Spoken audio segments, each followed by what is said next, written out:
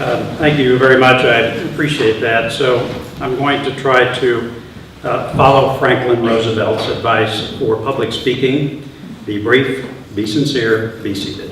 So as Justin said, my name is Jon Zagrodzky, and along with my wife, the lovely and talented Sarah, we have two children here at Forman, both of whom started as freshmen. Maggie, who is now a junior, and Jack, who is a sophomore. Now, I consider myself reasonably fluent in English. At least I know I've been working on it for quite some time. And oddly, there is actually one word, though, that I thought I knew the definition of all along, but lately it has taken on new meaning. And that word is miracle. A quick check with our friends at Merriam-Webster provides some helpful definitions. Miracle. Now, number one, an extraordinary event manifesting divine intervention in human affairs. Okay. Number two, an extremely outstanding or unusual event, thing, or accomplishment. And that's how I always understood that word until I came to Forman. It turns out that I never really understood what the word meant until now. I never really felt what that word meant. And I got my first inkling that my understanding of that word was incomplete a couple of months into Maggie's freshman year. We started to see changes I didn't think possible. Grades, attitude, outlook, sense of self-worth. All things that were seriously in doubt before we came to Forman. And when our son Jack, who has a lot of the same problems and who, by the way, takes the concept of homesick to new levels, right? He saw the change in Maggie during her freshman year, and he came to us bravely and said, "Dad, I want to go to Forman too." Miracle redefined. But the redefinition did not stop there. So this weekend, my understanding of the word has been challenged again. I had a chance to hear stories from many of you about your children. My daughter's confidence has returned. I can't believe the turnaround in our son's grades. My daughter has blossomed with all her new friends. Our son came to Forman kicking and screaming, and now he's kicking and screaming every time he has to leave Forman. That's pretty good. But my favorite one is from Missy Boyer, one comment that she heard, which was, "Forman gave me back my child." So my new learning this weekend is that there's no one definition of the word miracle. Everyone has their own definition, their own success story, their own victory.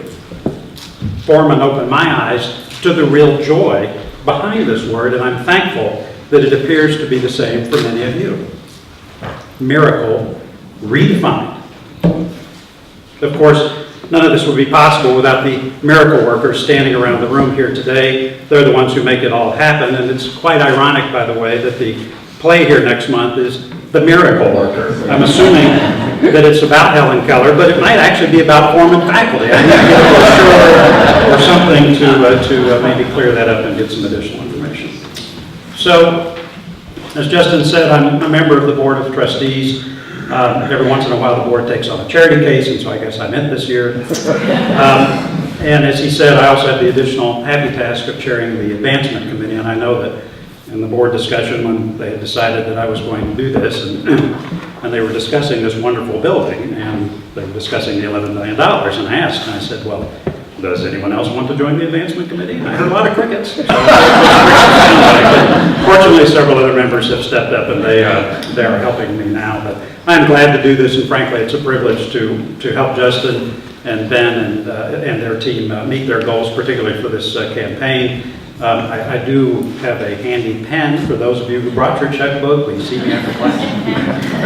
I did want to spend just my last few minutes, as Justin had talked about, to talk a little bit about the annual fund. He described it in some detail. It does help students, it helps faculty, but one story that he told me that I actually want to bring up, and it's another value of the annual fund that I didn't actually really understand, is that it helps outsiders gauge the level of enthusiasm that insiders have for the school's mission.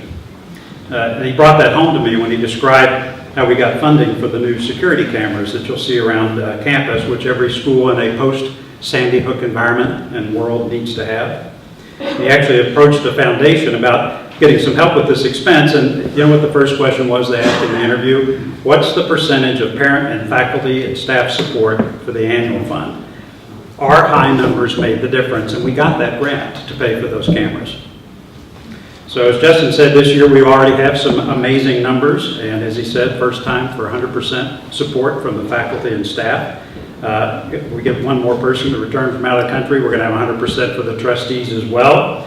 And you are next on the list. And you know what number we're looking for. It's 1 and 2 zeros. The annual fund outreach, by the way, to parents is actually led by parents. And this year, the chairs of the Parent Advisory Committee are Kevin and Kathy Lawrence. Kevin and Kathy, are you guys here? Somewhere. Right, there we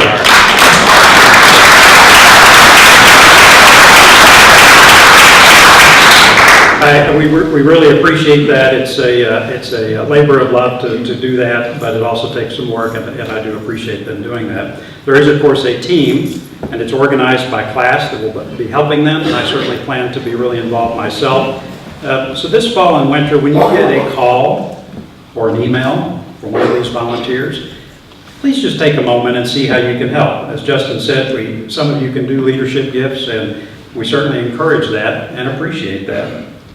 But everyone can participate. And you know what?